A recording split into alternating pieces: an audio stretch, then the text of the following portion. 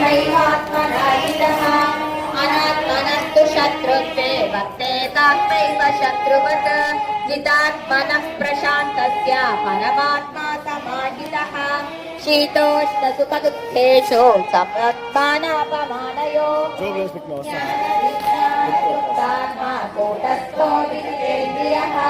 युक्तविद्युच्यते योगी समलोष्टात्मनाशनः सुहृन्मित्रादिवासीना मध्यस्थश्रेष्ठबन्धुषु साधुष्वक्षभावेषु समबुद्धे विशिष्यते योगी युञ्जीत सततम् आत्मानं रहसि स्थितः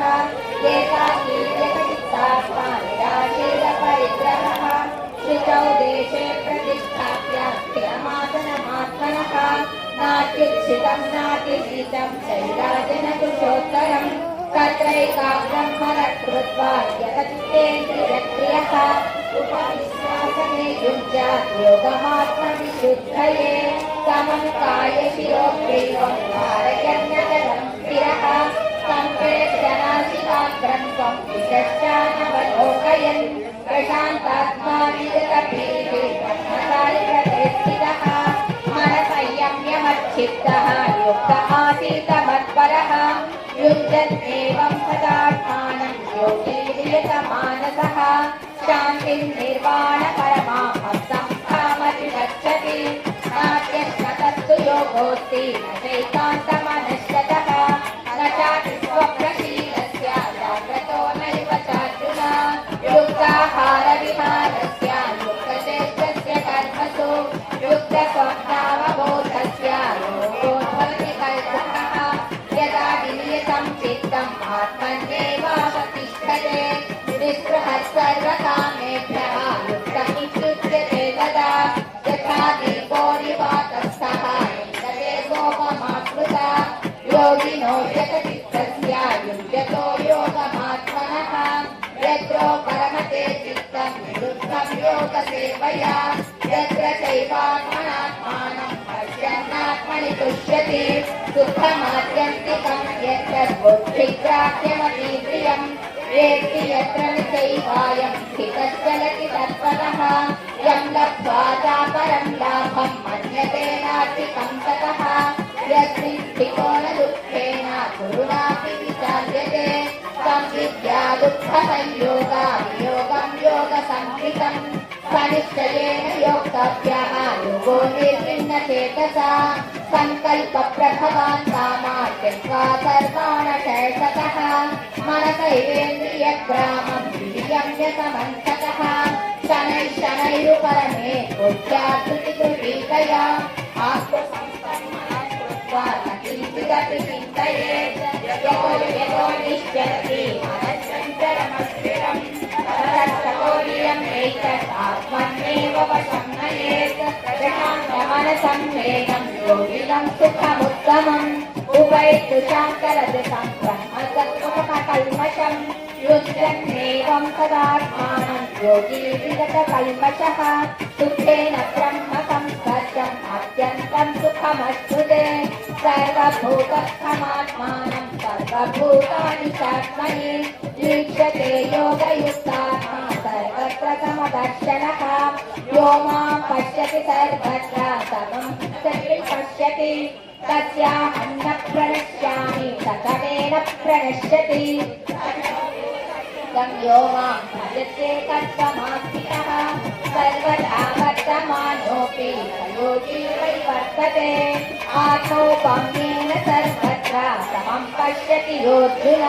सुखं वा यदि वा दुःखं स योगी परमो मतः अर्जुन उवाच योऽयं योगस्त्वया प्रोक्तः साम्येन मधुसूदन एतस्याहं न पश्यामि चञ्चलत्वास्तिकिंस्यां चञ्चलं हि मनः कृष्ण प्रमाथि फलभद्रुतं तस्याहं निग्रहं मन्ये वायोरिव सुदुष्करम् श्रीभगवानुवाच असंशयं महाबाहो मनो दुर्निग्रहं चलम् अभ्यासेन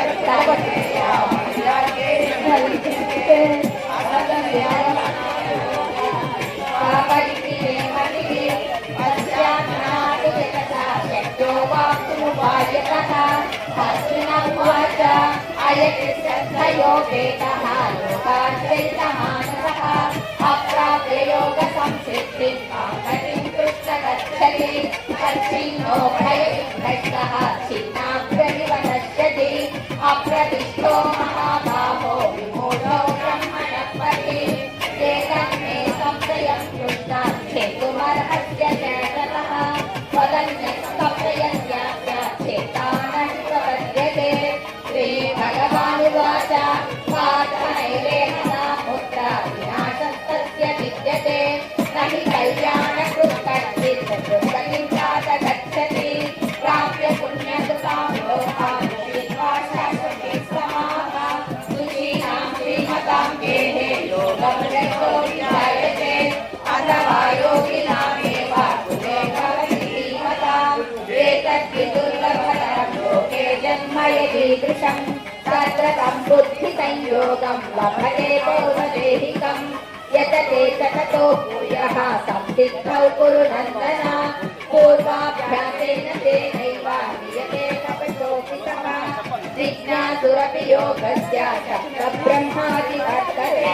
प्रयत्नाद्यतमानसु योगी संशुद्धकिल्बिषः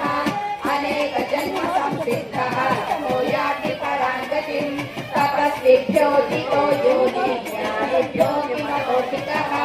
कर्मिभ्यश्चाधिको योगी तस्मात् योगी भवार्जुन योगिनामपि सर्वेषां गतेनान्तरात्मना श्रद्धावान् भजते यो मां समे युक्ततमो मतः ॐ तत्सत्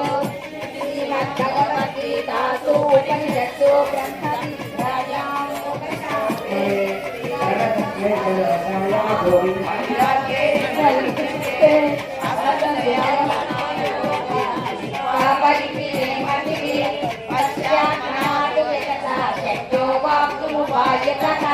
अर्जुन उवाच